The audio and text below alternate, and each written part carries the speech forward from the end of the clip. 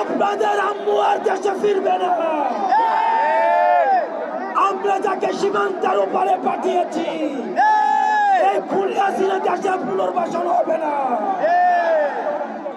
প্রিয় দেশবাসী, আপনারা জানেন গত 16 বছর এই ফ্যাসিবাদী সরকার খুনি হাসিনা প্রত্যেকটি রাজনৈতিক দলকে ফ্যাসিবাদী শক্তিকে নির্যাতন এবং নিপীড়নের মধ্য দিয়ে তাদের থেকে ভোটাধিকার কেড়ে নিয়েছে।